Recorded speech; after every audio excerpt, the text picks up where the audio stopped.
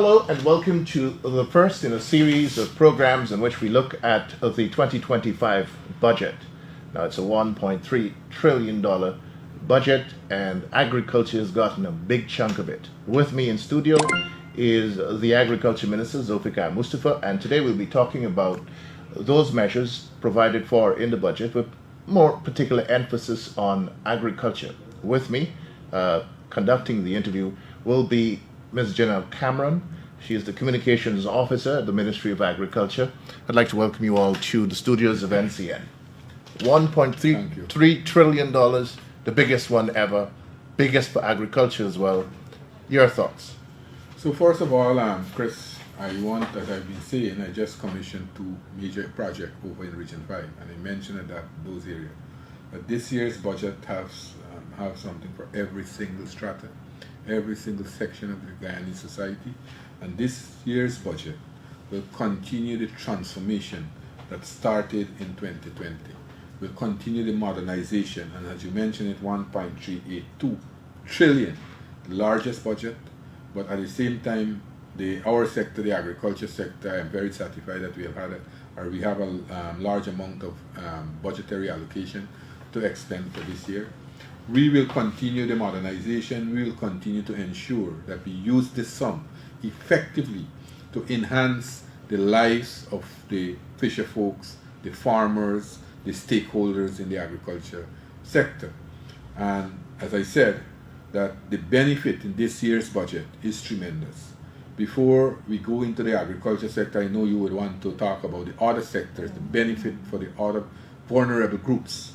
But we have seen last year our country perform extremely well, where we saw 43.6 to be accurate, 43.6% growth in the country's GDP. And if you look at that, we were the fastest growing economy in the world. And that tells us something. That tells us that we have prudent management. We have a country whose economy is moving rapidly. And not only because we are an oil and gas producing country, we experience that kind of growth of 43.6%. But the non-oil sector would have contributed tremendously to that. We have from the non-oil sector 13.1% growth coming out of the non-oil sector. And for me, I am very elated as the Minister of Agriculture because the 13.1% that contributed to the 43.6% growth to the country's GDP, agriculture would have contributed 11% of that growth. And that is tremendous. You know what is 11% growth in the agriculture sector? And we will discuss over your program. I think we will discuss a number of issues in how we'll continue to move this sector forward. But I am very happy to see that this budget, as I said, has tremendous benefit to every section, every strata of Guyana society and the Guyanese community. All right, Minister, you spoke about the growth. I know over the last year, a lot was done in the agriculture sector. Before you touch on the other sectors in the budget, let's deal with some agriculture areas. Can you give us an outline of some of the areas, some of the sectors that saw growth in 2024? So, as I said, the agriculture sector contributed 11% of the country's growth last year. And besides sugar, I want to say besides sugar that contracted 21% from last year's production, all the other sectors within the agriculture sector would have grown. For example, rice. We have seen tremendous growth in the rice sector. As a matter of fact, for the first time in our country's history, we have surpassed the 700,000 ton mark. That's an achievement for us, right? We never ever before produced 700,000 tons of rice. The production last year was 725,000 tons of rice we produced. We have seen growth in the other crop sector, fruits and vegetables. We've seen growth in the livestock sector, 24% growth in the livestock sector. We saw growth in the fishing industry, the new and emerging crops. For example, we are now on corn, on soya producing country. When we start out in 2020, we said that we have to bring down the cost of livestock feed. We have to produce our own livestock feed. We have to be self-sufficient in producing all the needs for our livestock farmers. And when we assumed government in 2020, we went and we met with the various stakeholders, especially the poultry farmers, and we earmarked the Takama area to start the cultivation of corn and soya. Now we have intensified that, and by the end of these 2 crops for this year, I think we'll be self-sufficient in cultivating 25,000 acres of corn and soya twice per year. As long as we can do that, then we will also be a net exporter. That is how tremendous the agriculture sector performs. For example, we worked with the farmers, the fish farmers, Region 6. They used to produce 10,000 kilograms of shrimp monthly. They used to do it in a subsistence basis. The president said, let's work with them. Let's try to enhance their area. And we did that. And now last year, we increased production from 10,000 kilograms monthly to approximately 120,000 kilograms monthly. We had produced 1.2 million kilograms of shrimp last year coming out from the brackish water shrimp industry. So you could see the agriculture sector, we are moving rapidly. We are making Guyana more food secure. And you know where we took this sector from. When we took the sector was run down. People had lost confidence in the sector. The former government would have de-emphasized the sector so much so that we had lost our place in CARICOM. Today, Guyana is a shining light in CARICOM. Every single country in CARICOM, they are looking towards Guyana for that leadership, that expertise that we have, and we are working with them. Places like Trinidad and Tobago, Barbados, St. Lucia, St. Vincent, you call it. They have been working with us, and I think our president, he is given excellent leadership. Since he have retook this position, or since he have taken up the leadership in agriculture and food security in CARICOM, we have seen a renewed interest not only in Guyana, but the entire Caribbean. We have seen a renewed interest in agriculture. Places that, countries whose economy were built on tourism, was built on other areas, oil and gas. Now they are embracing agriculture. They want to do what Guyana is doing because there is successes in our stories.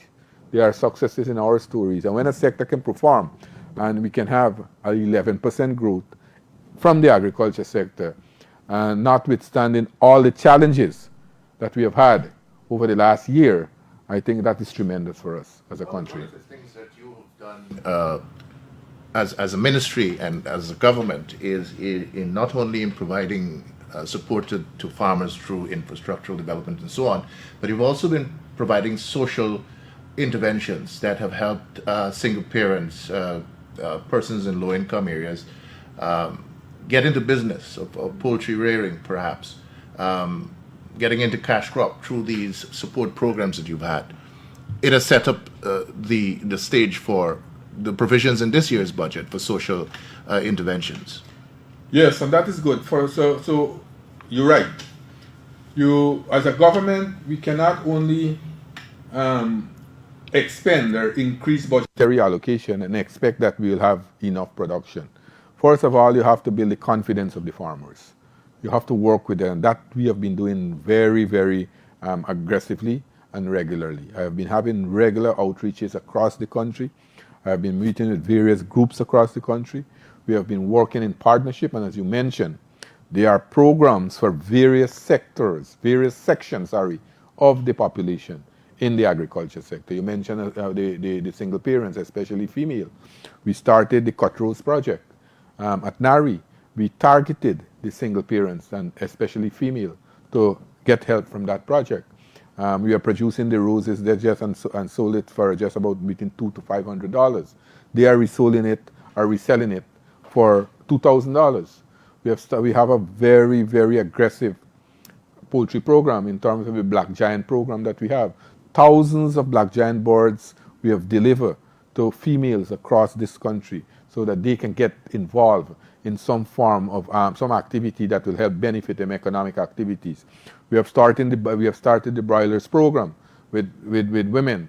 And you know for a fact, let me tell you that, I don't know how many Guyanese would have known this, but the president gave instruction that every single project coming out from the Ministry of Agriculture must include 35% women and youth. And that we have been doing. So you have a lot of women involved, but then the young people. How we can attract young people into the agriculture sector. And here again, we try as much as possible to be innovative, to capture the imagination of young people in this country. Because young people today, they don't have an interest in agriculture because they thought, or they feel, or there's a perception out there that agriculture is a menial job. It's a job that you have to do more physical work. Now we are changing that scenario. We are making agriculture more enjoyable for young people. They can do it. We are making agriculture less labor intensive and more modern. So what we did, we formed a company called the Agriculture Innovation Entrepreneurship Program, where we target a number of graduates coming out from the University of Guyana, the Guyana School of Agriculture. And today, since that program has started, we have built over 600 shade houses across the country. Hundreds of young people, graduates, who are doing clerical work, pushing paper and pen behind a desk. They are now involved in agriculture. They are now practicing what they would have learned in the classroom, sharing their skills out there to enhance this sector. So I think the sector have grew tremendously over the last 4.5 years. And I think the future for agriculture is bright. As I am speaking now, we are constructing a food hub. We want Guyana to be the primary area in the Caribbean, a food producing country, where Guyana will be the food hub to produce all the food going to the Caribbean. Because if we have to be successful in reducing the food import bill by 25% by the end of this year, then Guyana has to be successful. And we have a success story in Guyana to tell the Caribbean, to share with the Caribbean, to help them. That is why they have so much confidence. The Caribbean community have so much confidence in Guyana's ability to help them to set up their agriculture sector or resuscitate their agriculture sector. It's a very important part of the agriculture sector being successful is ensuring that it has a competent drainage and irrigation network. We saw yesterday during Dr. Ashley's presentation, for agriculture, a large amount was allocated to doing that. Can you give us a bit about that? Can you share a bit about that? So the DNI, we are trying to modernize the entire drainage and irrigation system in this country. Over the years, I think we have made tremendous improvement. We have put in a number of equipment and pump stations across the country. We have rehabilitated and cleared hundreds or not thousands of kilometers and rods of canals and drains. Farmers are getting it easier to have irrigation water, although we are in a prolonged dry spell. I know for a fact in Region 6 there are some areas that need attention. I've been working with the NDIA to address those concerned places like the number 47 Good Hope area, number 51 Good Hope area.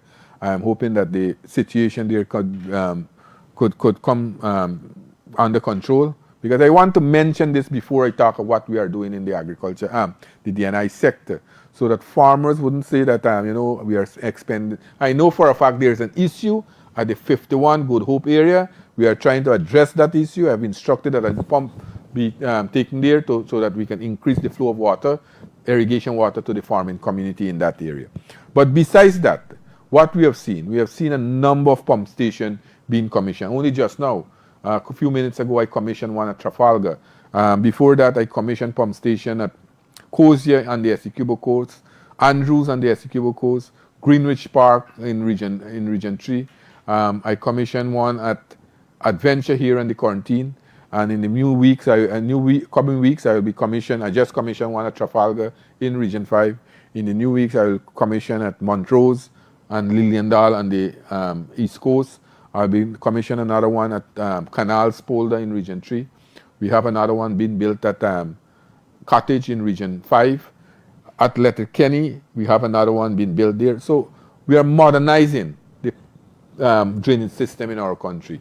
Whilst we are doing that, we are also rehabilitating a number of sluices, make them more efficient so that we can complement the drainage time in these communities so that we can stop or ease flooding, because there are a number of problems sometimes farmers are experiencing.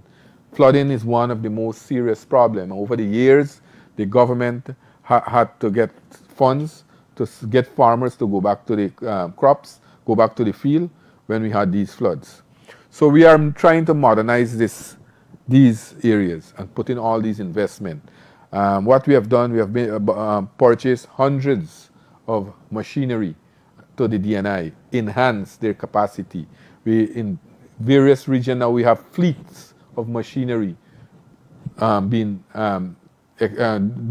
jobs with the DNI system. But besides that, what we are doing, this year we have started the construction, the construction of these high-level canals. You remember or you know the Hope Light Canal that we have on the East Coast at Hope. That canal, when that canal was done, they used to call it the Jagdeo White Elephant. Well, that canal proved its worth. When we had the major flood in 2021, areas around that area was not flooded out because the water normally drained directly from the backlands right onto the Atlantic. Now in Region 6, we are building 2 of those canals. One at number 51, 52 area, and another one will be built in the central quarantine area from, I believe, Lancaster, Manchester area. Those 2 high-level canals will drain thousands of acres of land in Region 6. And not only cultivation land, but also areas that, like livestock, we're talking about residential area, all will be drained. It's high level. These canals can be drained 24-hour a day. And the contracts have already been awarded in Region 6. Works have already commenced. We are building an embankment from number 66 to Kanji so that backland water will not come and encroach in the cultivation area and the residential area. The backland water will drain directly straight out to the Atlantic. We are doing the same thing in Region 5. The tenders are out, the design have already been completed, and the embankment from Mahika to Abari have already been awarded, and now we will be awarding the contract for the high-level canal directly. We are doing another set in Region 3. Region 3 too, we are building Hope Light Canal. So in these areas, these mega projects, almost $26 billion will be expended. And I'm hoping that at the end of this project, we will ease flooding, minimize flooding tremendously in these areas. And also what this will help us to do, to open up new lands. Thousands of acres of new lands will be opened up so that farmers will have more opportunities to go into production. So all these things we are doing, and I think this year again we have seen the investment that we'll be making in the DNI sector. $73 billion have been allocated, $73.2 billion have been allocated for the DNI sector. As a matter of fact, if I can go through it, $430.9 million have been allocated to the rice sector. Besides that, we will be giving almost $2 billion in fertilizer again to farmers, and that will be effective in the new crop of this year. The tenders are out already in the newspaper. So besides the $2 billion, we have also allocated $430 million to the rice sector, so that they can also do works in the various community. We know for a fact that sugar had contracted 21% last year. We are hoping to have a rebound of sugar this year. The target set is 101,000 tons. I am very optimistic. I will be working very closely with Gaisuko. You heard that the president read the Right Act to Gaisuko. We have did a number of changes in the management structure, and we are hoping that with the kind of work that were done over the last few months, almost 40% of Gaisuko's cultivation have been mechanized already. They are now purchasing new harvesters, new loaders, so that those things can take in the slacks that were created by the labor shortage, or some of the areas that they have labor shortage. So $13.3 billion have been allocated to the to Gaisuco to bring back Gaisuco to the point that we want it to go. We want Gaisuco to reduce the cost of production, and we want Gaisuco to produce effectively, and maximum production must come out of Gaisuco. I'm hoping that that can help us. What we'll be doing over the next, because I have met Gaisuco management on a number of occasions. I still know that there are problems there. Only this morning, some workers were texting me. And I instructed Gaisuco that they must work very closely with the workers so that they can build their morals also. We must not have this kind of boss-boys attitude in the estate. I told them that already. And I myself will be visiting some of the estate and see what is going on without announcing my going in there. For the other crops, we have seen a massive growth in the other crops, and those are the fruits and vegetables, the corn and soya. We have $2.9 billion this year to expend in that area. But what we'll see a revolution in the other crops area. What we have been producing, approximately 15,000 plantlets annually. Now we are constructing a tissue culture lab. I am hoping by the mid this year, by the first quarter to the mid of this year, that lab will be completed. That lab will produce millions of planting materials, pest resistance and disease resistance, so that, and we can produce the plant stem that we need. That tissue culture lab can even produce different variety of sugar canes, citrus, things like that. Crops that are some of the fruits that people bring into the country. We want us to be self-sufficient, because if we want Guyana to be a food hub, we must have maximum production in all the areas. So $2.9 billion have been allocated to that area and to develop that sector. We have another $800 million in the value chain to enhance that sector. Those agro-processing area that you know that we have built a number of agro-processing facilities around the country, almost 15 since we took office in 2020. And we have a number of agro-processors now coming on stream. We have our produce being more value added, and our produce are being processed now. A number of new products have come out in the market, in the agro-producing market. And there we will continue to work. $800 million have been allocated to that. We have $1.7 billion allocated to the fishing industry, the aquaculture and fishing industry. And you know what we have been doing? Only just now we commissioned a new wharf at the Edwards, near to the Borbis River Bridge. Fisher folks there are very happy. We built a tarmac, we built a shed, we built a good wharf there for them. And over 100 landing sites and fishing wharves around the country, we have started developmental work going across. If you go at the main fishing site in Georgetown now, the Meadowbank Wharf, we have transformed that place. We built a new wharf there. We build new sheds at the Meadowbank Wharf. We built a tarmac. We put in lights, washroom facility. We enhancing the aesthetic there. We put in security. So people are plying and trade in a more comfortable environment. The same thing we are doing in Mondripo and those other major fishing sites, Rosignol. We built a new building for the fisher folks and the quarantine, number 79. So $1.3 billion will be expended into that program to continue the development in the fishing sector. You know for a fact also, we have been purchasing these tracking devices that we give to the vessel when they go out in the Atlantic. We can track them. If they are in distress, we can know where they are and find their location. So we have the main center in Georgetown that we look at it and can monitor those vessels. And then in the DNI sector, we have $73.2 billion allocated, giving us a total of $104.6 billion allocated to the agriculture sector. We have seen a 6% increase from last year to this year. And that augurs well for us, because the agriculture sector is poised once again to move the country's food production in a different sphere, at a different level. This year, I'm hoping that the food safety lab will we already build a food safety lab. We'll commission in very shortly. We build a brand new abattoir in Region 5 that will be commissioned shortly.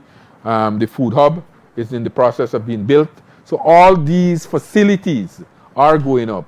And also, as I mentioned, we have 15 agro-processing facilities across the country, in different parts of the country, not only in urban areas or the coastal area, but places like Deep South in Rupununi, places like St. Ignatius in Rupununi, places like Whitewater in Region 1, Charity in Region 2, Oriala in Region 6.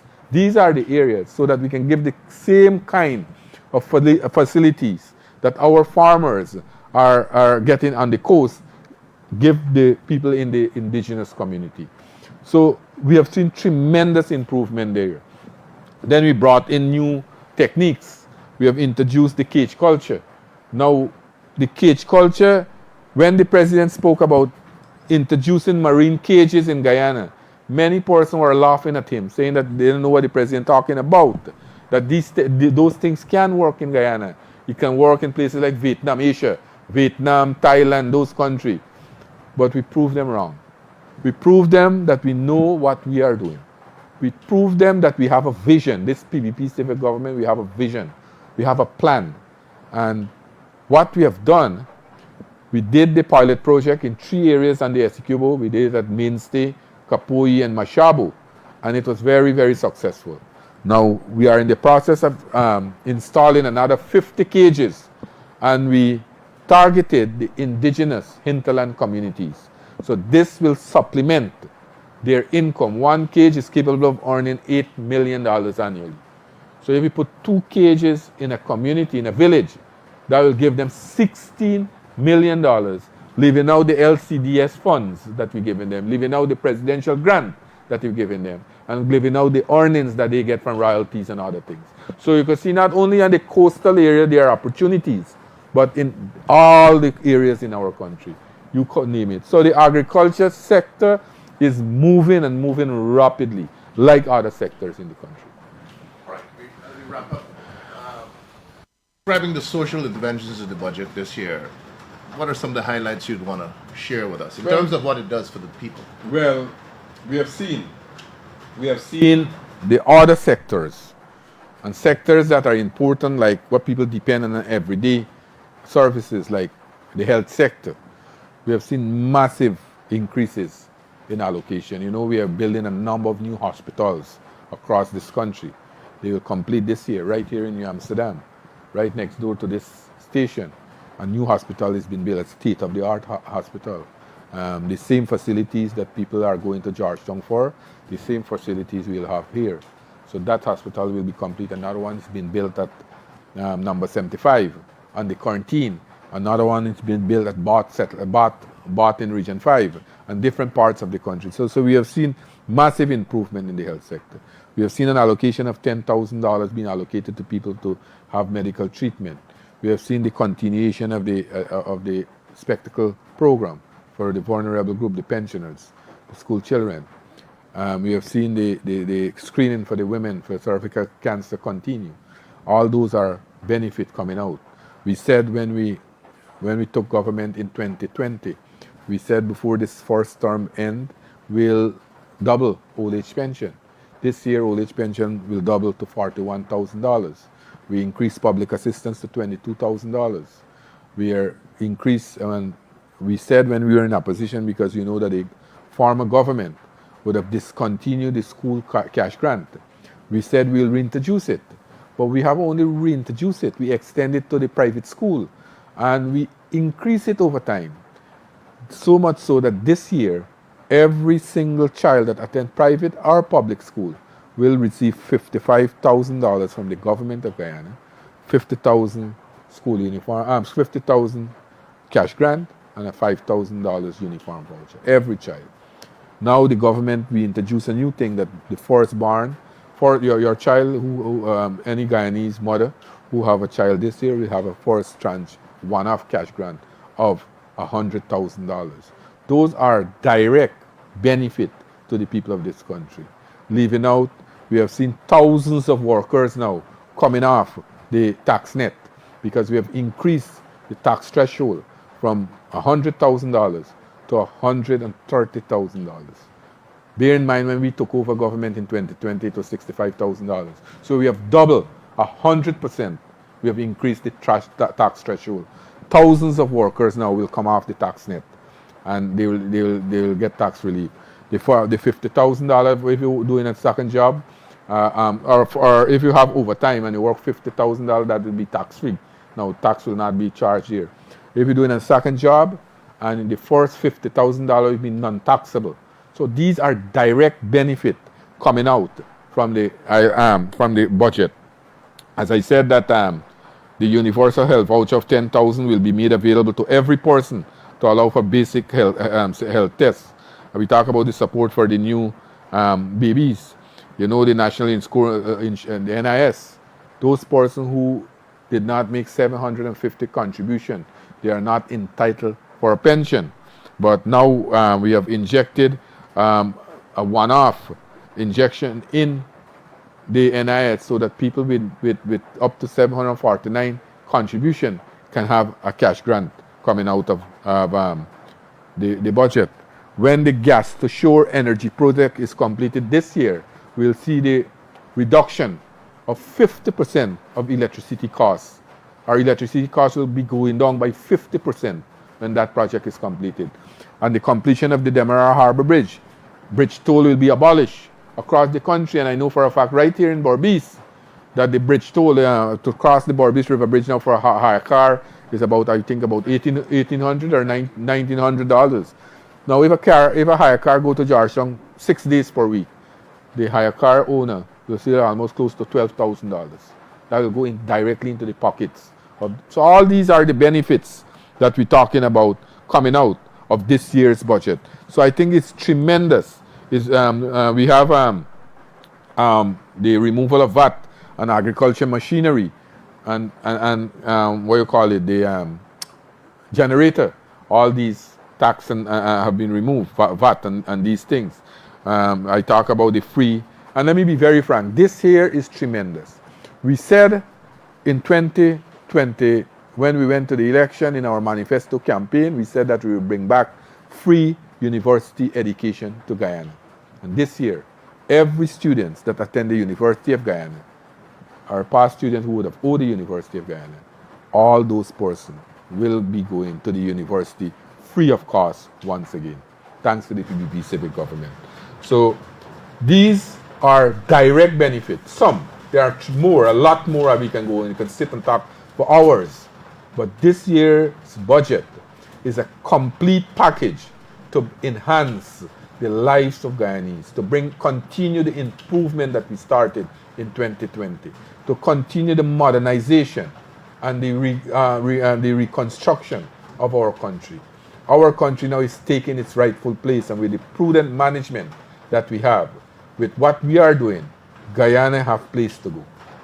I want to take this opportunity to thank you for coming to share with us the focus of government, the provisions provided for that vision to be realized in the 2025 budget. Remember, $1.382 trillion budget for the year for Guyana. Over the coming weeks, we'll hear the budget debated in Parliament. And of course, Minister, you'll come back. We'll spread out across the region and explain all the transformative things that are going to be happening in agriculture for the people. Thank you very much. Thank you, Janelle, for sitting in with us. Great. We know this is indeed a transformational budget. It is 20.6% larger than 2024, and it's financed with no new taxes. Right. So that's amazing. So, Minister, once again, thank you for joining us. This was Budget in Focus.